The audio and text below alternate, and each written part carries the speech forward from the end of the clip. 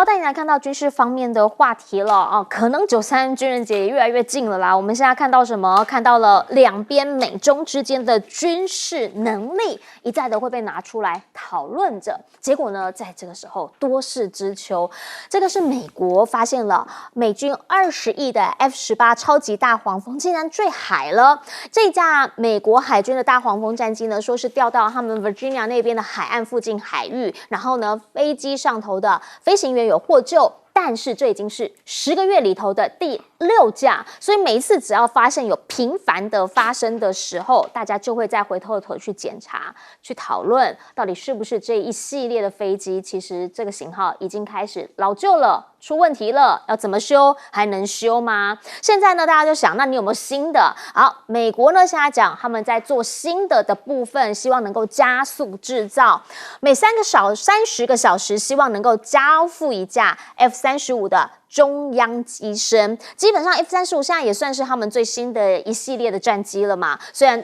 那个6代机就还没有站出来嘛，对不对？可是呢，如果说啦，最新的这个 F-35，它这个是 A 型号的，如果有32架的 F-35A， 再加上32架的 F-15EX， 也就是所谓攻击鹰战斗机，这样子就可以破解解放军的东部战区了吗？这个是他们的一个讨论。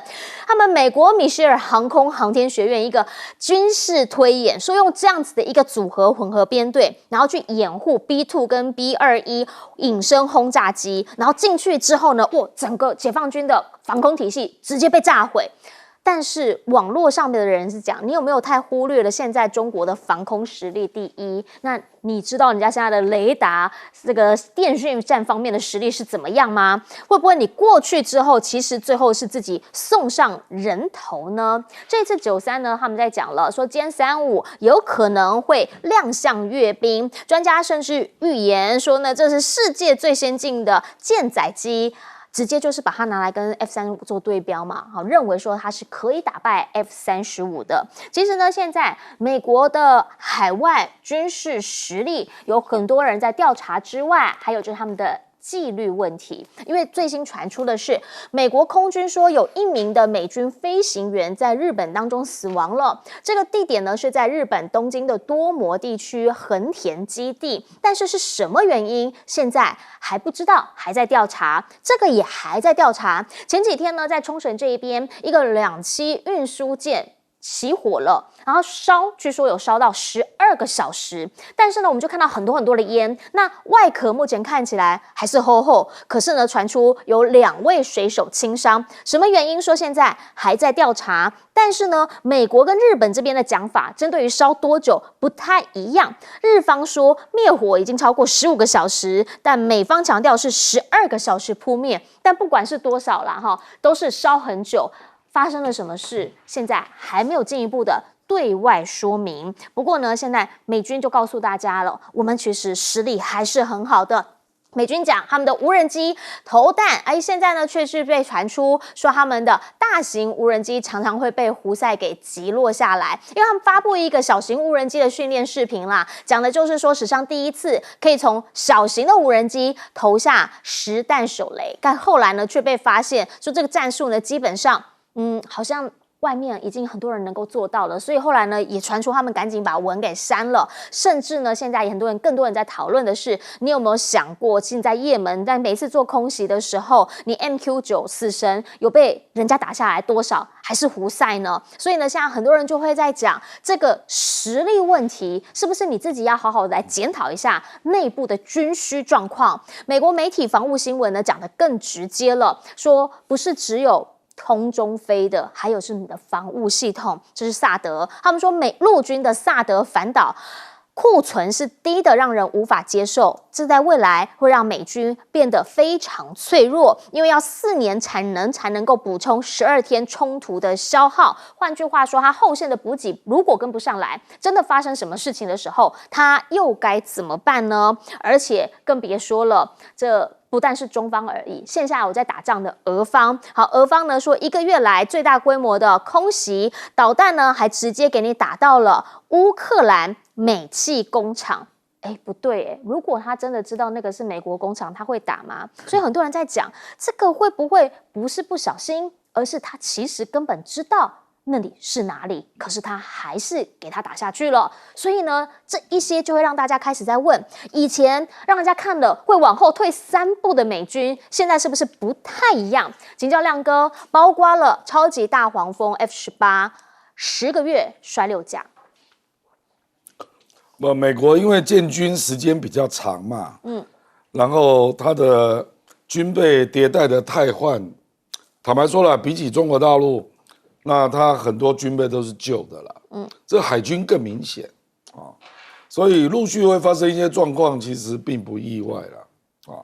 那这也是美国的问题了，因为它的我们简单讲叫做战争机器的产能啊，经过这次俄乌战争，恐怕已经被人家看穿了啦。就是说你对于传统武器的提供，搞不好一个俄罗斯就相当于北约啊。所以你还要去跟韩国调传统的武器嘛，对不对？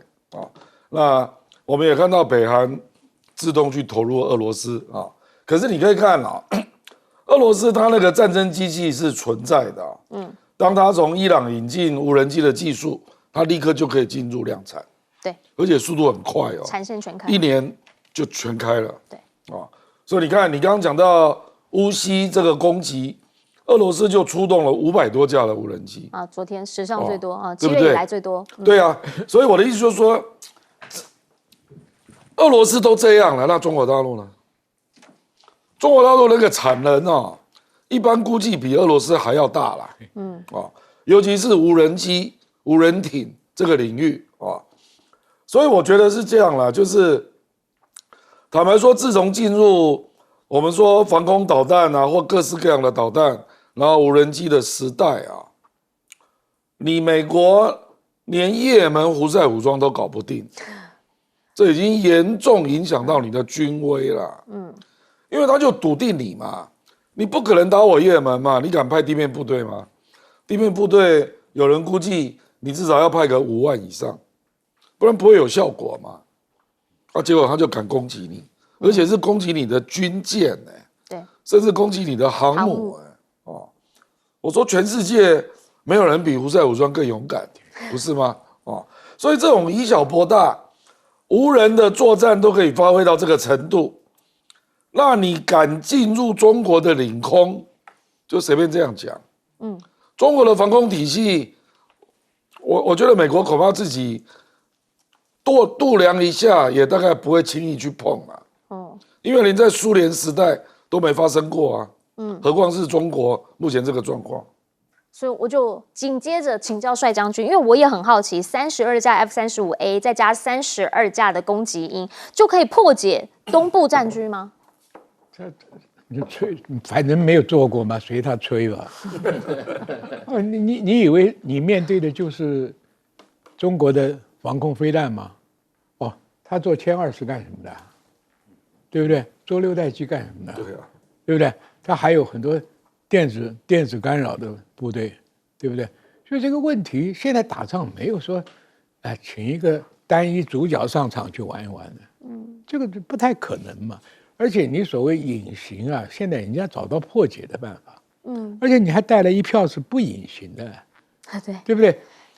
尤其解放军的这个防空武器分很多层几百公里的、几十公里的、超低空的，它都有嘛，对不对？那所以你说你要突破一层一层的这个封锁，还要面临天上的打击，对，真的很难嘛。我跟你讲，全世界的反击的飞弹都很准的，反超音速飞弹不一定拦得住，你知道吧？所以第二个无人，解放军出的无人机品类比美国多。有攻击性的无人机，有侦察型的无人机。美国，我告诉你美国科技现在为什么现在被中共超过了呢？这30年来美国的对手都是小国家了，伊拉克了，什么中东的小国家了，所以他的军备不会消耗太多，而且武器是超规格的赢人家。那你现在只是看一个俄乌战场就把你的库存弄得差不多了。你要面对中国那个，你要花多少武器装备？所以何况你科技没有赢他，所以这个问题啊，你随便编个机组群的，其实有办法的。我们找个空中5G 比赛嘛，不要打实弹嘛。雷射锁定了，锁住几秒钟就算输了嘛。你的飞机机略出来，老共的机略出来，你的防空武器出来。这我们的武侠小说里面看过，有些叫文笔嘛。我黑虎偷心，我这个什么什么连环七角，都可以做的。不要再吹没有用的了。第二个，美国的 F-18黄蜂啊，就跟我的年龄差不多，就看了同学今天这个挂了，那个走了，没什么稀奇的啦。像我们都看得很开嘛，时间到了嘛，因为飞机也跟人一样会老啊，老了那个机件就有故障啊，有故障就没有办法发挥性能啊。你像我这个年纪，我就不敢跳啊，对不对？那么年轻的时候看到什么栏杆都跨啊，一蹦就过去了。现在要小小心心扶着它慢慢绕过去啊，这就是机械的问题。第三个，美军现在到处都出现了什么问题？刚刚那个美国飞行员自杀啊，你以为是樱花恋？不太清楚他如何死亡，对，因为是樱花恋改演了。以前是女明星自杀。第二个机龄，第三个维修，维修技术，第四个环境，你碰到气流了，你碰到这些问题，所以他一个人的死亡没有什么。我最近还看到一个影带，美国在试验无人艇，结果撞了他的靶船飞起来了。所以无人世界你落后中国一大堆啊。好，来我们请教一下吴老师。在谈论这个美中军事实力的比较，我觉得一个是既有的霸权，一个是很快速，而且在质量上面都追得非常紧的，我们讲的这另外一个霸权。所以两方其实我们在过去在比较，会从比方说海军、空军或者陆面作战部队在比啦。那我们知道美国海军目前大概是11艘航母，那正常状态会有3批，一批在维修跟演训，大概就3艘航母，然后再来就是一批在这个基地保养，另外一批就是要出去作战巡航。那过去我们在讨论这个像南海议题的时候，曾经美国有一度让3个航空母舰都到了亚太地区啊，包括卡尔文森号、林肯号跟这个母港在横须贺的这个雷根号啊。那这个每一个航空母舰它可以变成一个作战群了，当然，所以11艘航母大概可以有20个作战群左右。那当然大家会觉得哇，这个感觉体量庞大，而且好像很有威慑作用。当然，刚才前面2位先进也讲了，现在当这个战争迈向所谓无人机、无人艇，甚至以航空飞弹这个中长程飞弹为主的这个未来战事的时候，这种大而贵的这种作战或者我们讲的武器趋势，是不是符合未来的战争的模式？我想美国他们也在思考，在更正啊。所以为什么他们到目前只有1艘这个福特级，对不对？然后大概都是在欧洲跟他这个 Virginia 那边在巡演而已，他们不敢再做太多的类似大而且又很贵的航空母舰，甚至我们讲的这个航母战斗群。那当然，这个中国在这个近洋跟这个所谓远洋上面也慢慢在加强这个航母的。我们知道他们现在有2艘下水，一艘下水，2艘在服役嘛，哈。那这个未来福建舰的整个规划跟这个电子弹射也是大家拭目以待的。所以我觉得接下来在这个海军上面的竞争是指日可待。那当然空军上面，我还是要引用一下像柯庆生他曾经出过一本书叫《China Challenge》。他就讲说，当美国在发展第5代的这个我们讲这个 F-35，他们花了大概20年左右，才让它从研发到量产。那这个歼20大概都10多年就可以从这个研发到量产。那未来这个另外一型的这个我们讲歼35也算第5代未来它可能的质量可能都会比跟那个 F-35并驾齐驱都有可能。所以未来这个空军的这个作战体系，未来也是一番这个美中竞争较量的看点。毕竟他们一直讲 F-47很棒很棒很棒啊，可是就还没出来啊，第6代战机。但现在讲到了军事实力，很多人要问的就是，那93我们会看到些什么东西？不过对于川普来讲，不会认输的。等等回来就要带来看他现在出兵了，去哪里？等一下来了解。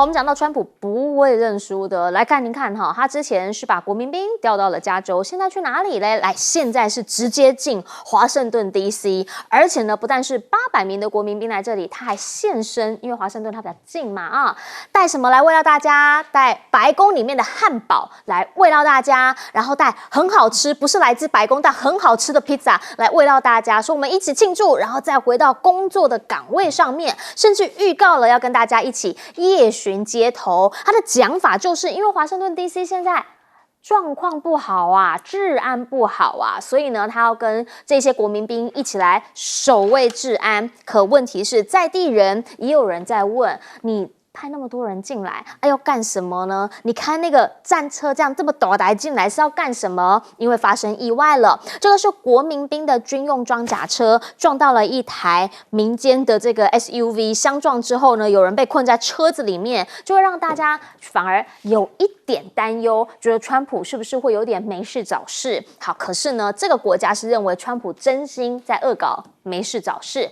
委内瑞拉现在是发生什么事情了？现在是川普派了3艘军舰4000兵直接进驻到加勒比海去，他的理由是毒品泛滥，我要用一切的力量来阻止毒品泛滥。但是对于委内瑞拉的总统马杜罗，他是很不开心，听听他的说法。El imperio se volvió loco y ha renovado como un refrito podrido sus amenazas a la paz y a la tranquilidad de Venezuela. Así que, y prepararnos para ganar la soberanía y la paz en cualquier circunstancia que se presente en los días, meses y años por venir. Ningún imperio va a venir a tocar suelo sagrado de Venezuela. 反正呢，他就是直接呛川普、呛美国，说你们是美帝。那中方呢，其实有发表说法，中方外交部的说法是呢，反对外部势力干涉他国。那目前啦，委内瑞拉跟美国之间，大家很担心的是不是会引发另一场的政治战。好，最主要的原因是因为其实呢，2020年马杜罗就是那个委内瑞拉总统，他有被控毒品、恐怖主义，还有密谋向美国走私毒品等等等。那川普呢？他在第1任的时候，他就曾经要悬赏1500万美元，然后呢要弃货他，甚至呢拜登政府也没落下，提高到2500，目前呢则是已经 double 到5000万美元。反正就是想要把他给赶下台，只是呢，他先前其实有建议说，我们是不是直接就进去，然后把他给带走，把他推翻啊？可是后来幕僚跟他讲说，安内姆汤啦，这样不好。反战组织呢，当然更直接了，说你这个会让问题鲁莽升级，你不要用此来作为入侵的正当理由。好，其实啦，每一次大家在看到这样的剧情的时候，你就会想到那一包那个小小的白白的东西，然后呢，后来发生了这伊拉克战争，这一些的内容，大家会想问，到底美军现在又在驻的3艘军舰开出去了，4000兵进驻加勒比海，这意在哪里？项庄舞剑，人家说意在沛公，那它意在哪里？请教一下亮哥，你怎么样来看？好，这个呢是川普很有义气啊，就是说，我叫你们来，我带汉堡，带好吃的披萨，跟你们一起来共享。不啦，这件事情的正当性是不足的啦。因为华盛顿的犯罪率是达到30年的新低耶，就你这个时候搞这种事，当然可能在某些区域有重大刑案呐，可是就平均，包括杀人呐、重大案件，整个是下降的啊。那事实上他这个劳师动众啊，对啊，有一些居民就觉得好像华盛顿治安真的变差，结果导致就有一个统计啦，是叫 Open Table，美国那个餐饮的华盛顿预约数少了30%，因为大家就真的相信治安变坏，所以晚上不敢出门了，就没有出门，就在家里用餐。所以，我坦白说，我认为川普是在作秀啦，他是在转移焦点，那没有什么，就是转移焦点啊，就因为总统这个是大事嘛，新闻就有很多画面啊。那你看最近那个爱泼斯坦的案子都不见了，对，哦，转移掉。你有没有发现？啊，然后还有那个对外那个对等关税的部分，新闻也减少很多啊。所以我觉得这个就是我的感觉是转移焦点啦，因为华盛顿很特殊啦，他们有州长嘛，不然一般国民兵的调用要经过州长同意。是，那民主党的州你进不去啊，因为州长反对你就没有办法调动。那至于这个委内瑞拉，你如果是基于反毒，要防止毒品流到美国，你怎么会是派军队呢？你应该派 FBI 吧？了不起就是海岸巡守队吧？就是怎么会是军舰呢？对中南美洲，他经常干这个事。上次诺瑞嘎不是被他陆战队抓去坐牢？所以显然是有其他的政治军事的目的嘛。这个绝对不是为了反毒啦，毒贩没有那么可怕啦，需要你用到军舰，那吓死人了。军人也不认识毒贩的。对啊，美国的缉毒组就有武装的力量，可是那个基本上是属于 FBI 的外延嘛，是，怎么可能用到军舰嘛？所以我觉得马杜罗的反应是合理的啦。你就是不知道你要搞什么事啊，要在委内瑞拉周边又要扶植那个议长来跟我对搞，所以当然他就会有这种感觉嘛。所以中国大陆也声援他嘛，对，因为这个太不成比例了啦，你起码也要有这个海上的准军事冲突吧，你才有这个理由动用嘛。那你只是为了防止毒贩，这太可笑了。哎，不错了，上次打伊拉克是一袋洗衣粉的。请教一下将军，这个东西啊，因为美国对南美洲就视为自己家的后花园，平常在很多国家也都是走马克思主路线的，所以基本上美国对反共产的这个氛围很重，何况这些国家也不是很强，他也在美国的眼里是向来看不起的，所以以前有个诺瑞嘎总统就被他抓去关了，坐牢了。他在中南美洲都是干这种事，派人进去渗透、收买、贿赂、抢夺人家的资源，不听话的总统就给你搞政变，那再不听话他就政变，还有就直接上岸把他抓走的。所以这3条军舰4000个官兵，你不要讲对这个马杜罗是个影响啊，因为打伊拉克借口也不过是一袋洗衣粉就打了吧。这边说你是毒贩，毒贩刚刚亮哥讲得很清楚啊，你应该是情报人员 CIA 缉毒组去抓嘛。对，这个正规军人哪里晓得他身上有烟毒还是他身上有烟味儿，对不对？根本就是一个示威啊！如果你在那个的话，打这种国家很容易的啦。你不要看他号称动员多少部队，碰到美国的正规军。4000呢，在登陆上面就把你弄掉了。像后面何况还有别的呢？因为这些国家至少来讲军备都很差的，而且马杜罗也不见得得到人民真的很爱戴。马杜罗身边的军人有没有投靠美国的都不一定。我们看历史上那个仗一打，有的时候是被自己部下干掉了，对不对？美国最擅长做这个，收买哪些美谍。这个，我跟你讲，我就读美国参大，我就知道一点。有52个国家的派军官在那里受训。对。哪些人被他吸收你不知道。那留美回来，他一定培养你嘛。对。等到他拿到军权的时候，听你的还是听美国的不一定的。所以中南美国的手法，有一本美国一个退休的一个。投入 CIA 工作的一个大学生硕士被招进去，那里面什么手段都有，收买政要，侵夺人家财产的、股票的、矿产的、听话的、绑票的，然后暗杀的，还有政变的，那个一套一套，在南美洲是常常演的，中南美演的很多，所以这种小国家现在对美国也都是以美的，非常以美。他每个人都很清楚嘛，背后的势力是他嘛，好的利益被他弄走了嘛，对，就何况这些国家都穷嘛，穷就有左派的味道就很重。他们以前那个有个叫 Glachet 一个革命家，是南美洲每一个元首都崇拜的英雄啊，那就是反的。只有一个古巴挺到现在，美国拿他没办法，对不对？是，来请教一下吴老师怎么看？那个华盛顿这一件事情，我觉得川普有点太过了。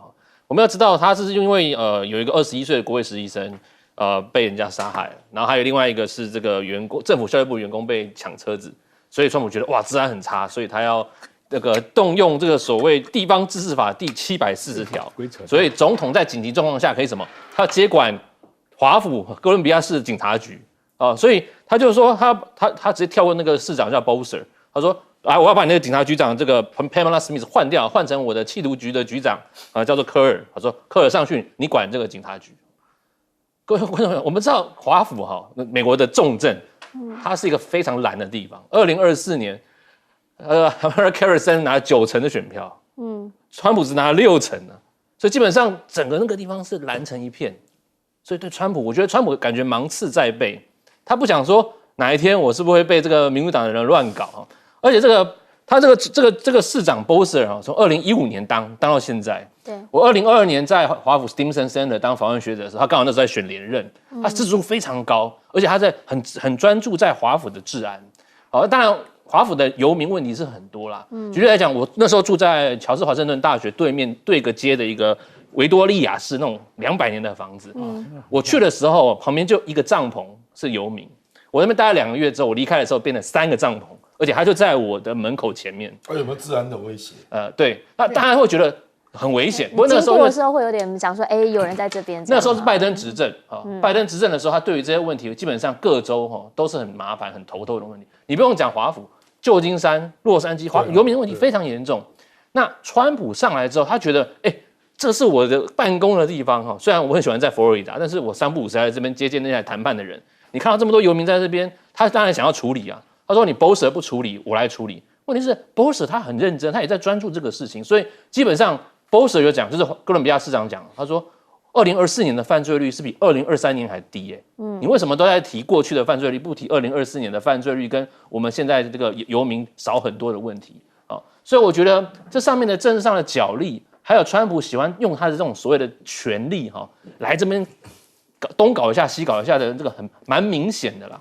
所以我们要看的说，就有人有一个说法说，这个自治法是1973年订立的。假使川普他想要什么？他想要把这个华府这个自治权拿掉，那他必须要重新修订这个所谓这个自治法、地方自治法。问题是，你这样是在挑战美国的这个基本的这个对哥伦比亚市的一个地位。对，当然呢，这样网有报载也在讨论说，是不是要把这个哥伦比亚市升格为一个州的这个格式啦？就小小的地方把它对，然后加上这个波多黎各，他说让美国多2个州我也看到这类似的报道，让美国多2个州。可这2个州如果升上来，有可能会支持民主党，因为我刚才讲了，哥伦比亚是长期以来都是民主党的天下那如果是这样子的话，那川普还有剩下他们那些人愿不愿意去做？所以这样的论调又慢慢又消弭掉，又没有了。那当然，这个我觉得啦，美国目前面对的就是，当然游民问题不仅仅是在华府这个大城市那当然，这个慢慢有像加州州长他也是雷厉风行，所以如果各位观众朋友去加州，特别是那个我们讲的湾区或者是旧金山，它游民的数量也减少了很多。那当然，在处理游民的问题有牵涉蛮多比较复杂的，因为他们讲这个游民有许多种，有一种是天生他没有工作的，是游民；第二种是什么？他被迫下岗的，他没有工作的。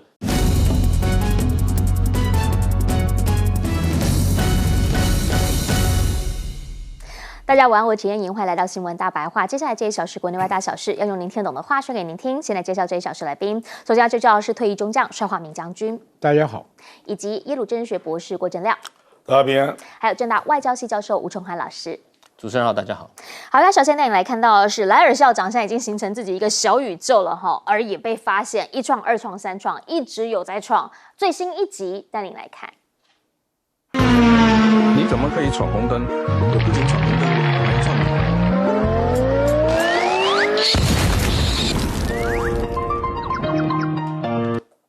好，本来呢说，他要把这个交通秩序的搞鬼，没有，现在是直接已经被小草这边有一批草嘛，已经被小草把车给挡下了。大家就在问，为什么可以这样一创、二创、三创？某种层面上面，除了一直有素材之外，被丑角化之外，还有一种就是你已经吸引到一批年轻人，源源不绝的在这边做创意的发想，然后就让民进党很多人他们是有感受了。比如说这位成大的老师李宗宪呢，他发文，他讲什么？他说赖清德自以为用赖嗓就能够拉近跟年轻人的距离，其实是加深代沟，很像阿奏爹谁谁凉呐。为什么？因为年轻人没有在那边嗓来嗓去的嘛，对不对？日本话来讲，它可能是一个敬语赖嗓，但像年轻人不这样讲话啊。然后就讲了，他女儿他们很喜欢 BLACKPINK，LV 都懂得找 BLACKPINK，找 Lisa 来帮忙做了，那你赖清德怎么只剩下潘孟安跟地下电台志明呢？其实也有人在讲啦，说基本上呢，这个李老师过往他们比较有名的，比如说呢，他曾经讲过批评赖清德或卓荣泰力道要拿捏啦，又或者是说攻击沈伯洋的声音每一个合理这样子的一些讲法，大家也会问，那你这一次给的建议，赖清德是要听还是不听呢？但这个人今天突然现身台湾，很多人都听听他怎么样看能源政策，这是黄仁勋今天早上来说，吃完晚餐就要走，一下飞机，大家先去问了他一件事，就是能源议题。他直接讲，他认为核电是一个很好的选择，而且所有产业的发展都需要能源支持。大家就在问，所以呢，在这一次的公投政策，到底有没有办法好好讨论人员？这一位孕妈咪来给大家一些建议。Whether or not to restart the Ma'anshan nuclear power plant. This nuclear power plant has 2 reactors that are 40 years young, and if they're allowed to restart, could produce clean electricity for Taiwan for decades to come. This time, there's a photo of me, visibly pregnant, pressed up against nuclear waste that is making the rounds within this debate. No, this is not AI. This is a real photo of me on my visit to Idaho National Labs in June of 2023, when I was 6 months pregnant with my first daughter. In terms of radiation from the nuclear waste that I was pressed up against, 0 dose. And now that bump is my almost 2-year-old daughter, and she's extremely happy and extremely healthy. 好，为什么要强调说这不是 AI？ 原因是因为当这个照片一出来之后，网络上甚至有人说这 AI 照片呐，黑底下刚骗的啦，所以他现身说法说那真的是我。他其实呢是一个永和人士啦，他2018年当时我们在以核养绿公投的时候，他也有来过台湾。这一回呢，他再次的 po 文，然后里面呢还 po 了这个中华民国国旗，其实他就是要告诉大家，基本上823他认为大家可以考虑一下核能这个选项。那现在呢，黄世修更讲了，说反核方在这一次其实呢也已经承认了这个事情，叫做欧盟认定核能是绿能。他讲的公投辩论反核方已经成立，欧盟认可核电是绿电，但是核三不是，这很奇怪啊，为什么在台湾不是，然后呢，去到了欧洲就是这个逻辑不通吧？而童子贤也直接讲，台湾如果只有绿能没有核能的话，他认为对于环境会是一场浩劫。其实啦，就连我们最新的这个政府预算里面，总统府不也都告诉大家了吗？我们的 AI 预算呢要大大增加。赖清德还讲说呢，这个是亮点。基本上呢，在这一次的这个总预算，他讲的这个亮点呢，就是告诉大家，你看我要好好的跟人民沟通，那我也有很多跟得上潮流的政策，可问题是人民看不到你的亮点。史上最多的裁员大缩水，人家立法院也要帮人家加薪，你没有要帮人家加薪，这个叫亮点吗？你的亮点到底在哪里？有啦，看到了，国防预算跟美国讲的一样，好 ，GDP 达到3.32%，完全达到美国爸爸的要求，要毛给一块，那给台湾公务员加薪，到底为什么就办不到呢？所以现在很多人想问，到底我们中华民国的政府预算是要给川普看，要给美国看，还是说要给全民看？我们有一个照顾百姓的政府。回过头就想请教一下亮哥，您会怎么样来看？好，这个是莱尔校长呢，现在团结10奖，一直在创新，最新这一版呢是我以前看过的，再拿出来再做创作，所以源源不绝的会产出来。我这个政党的文宣会产生民间的二创，然后蔓延在网络，一直它几乎是自动产生文宣呐，对，一直被更新，而且几乎都直接挑战赖清德本人呢，这个其实真的不多见啦。因为你才执政1年呢。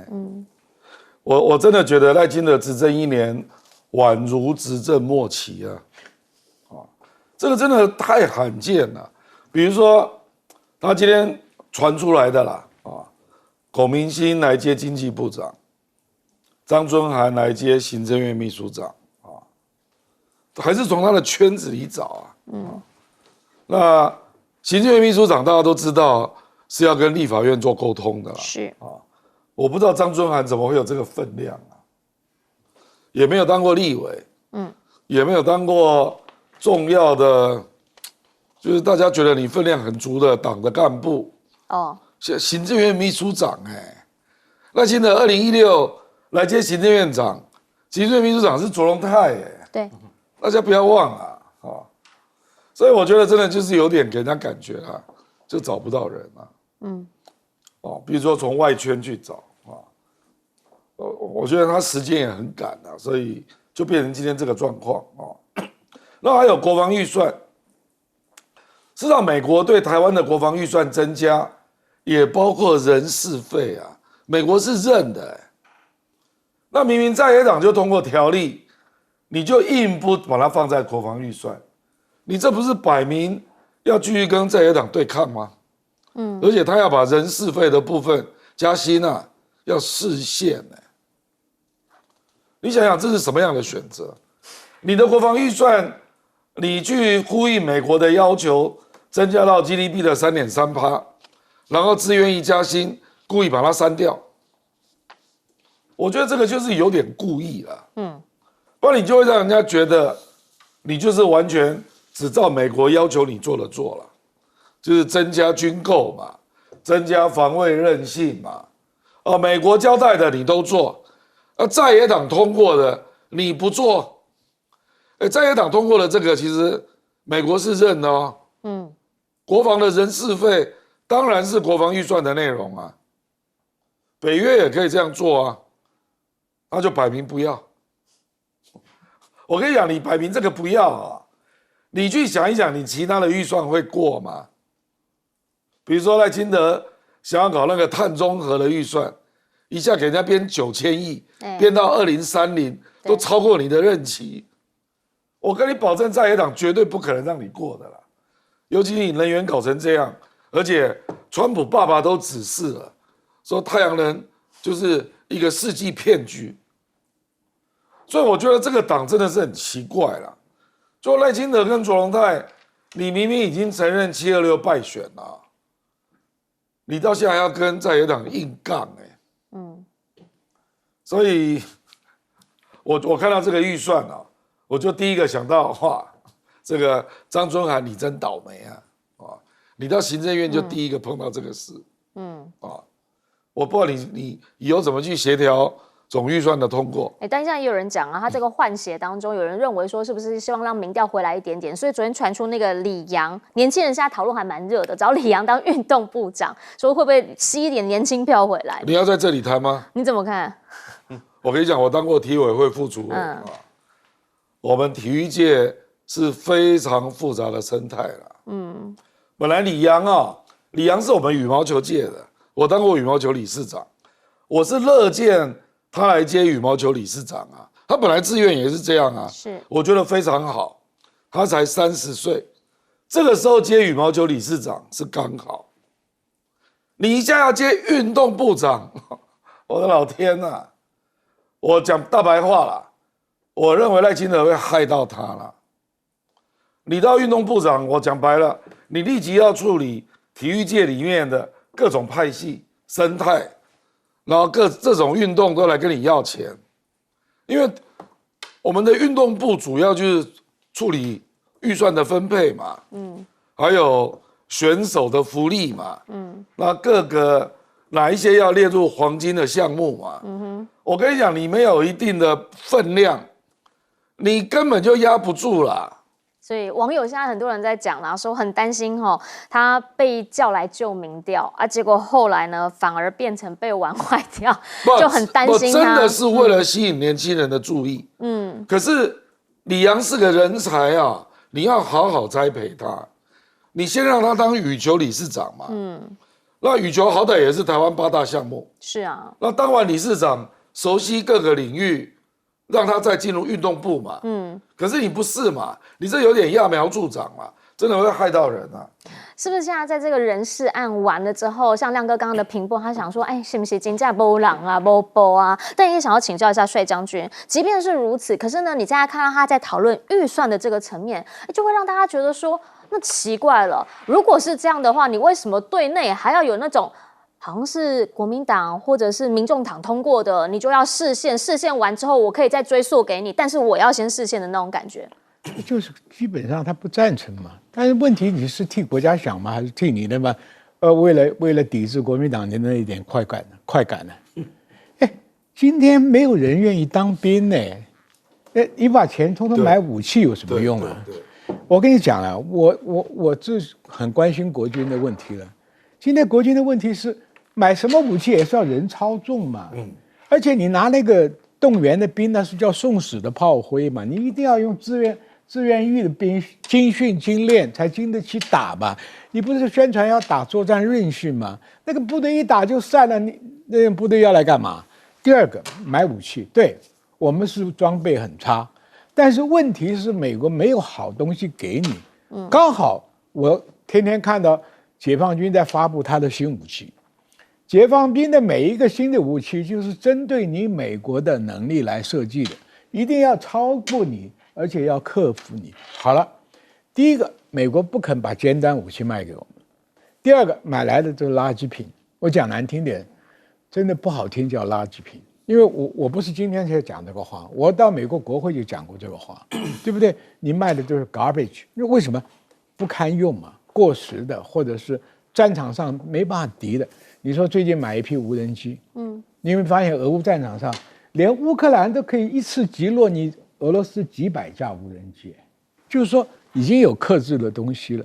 你还买当初《柳叶刀》刚出那个俄乌战场的初级无人机，那有什么用呢？而且第二个，国防部为什么不花点钱请人到乌克兰战场、俄罗斯战场，看看人家反制无人机是怎么打的？反制无人机，第一个要有设备，第二个有生产的链，第三个要有人会操作，第四个要有战术、有战法。哎，俄乌战场已经累积了太多无人机作战，而且我们面对的敌人是无人机大国，哎，他犯台的时候那是蜂群的，那不是一架两架哎，所以你说你要花钱买，那你要买对东西，买技术，买那个。你要说是买什么大型的飞弹，那个已经过时了。未来战场不是这样。第三个，我讲良心话，你看俄乌战场上扎波罗热那个核能电厂，乌克兰也不敢打，是不？俄罗斯也不敢打。台湾不是缺电吗？你盖它个10几个核电厂，你看看老共敢不敢炸？哎，证据摆那里嘛。俄乌打了那么久，3年半了，没人敢去动那个电厂，那个核能电厂。那台湾现在黄仁勋来了，讲白了，你就是台湾你要搞 AI 就要有电，你的绿能就是供不上电，你就是要改核能电厂的电。我不晓得民进党这些人冥顽不灵啊，对不对？你不是看吗？核电厂周围敌人不会打的嘛，对不对？所以这个问题哈，钱花在刀口上，编了这么多钱买一些没有用的武器，造一些潜不下去的潜舰，那我不如把核3、核4、核5盖起来了。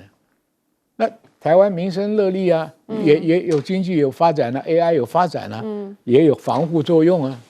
来请教一下吴老师。猪脑袋。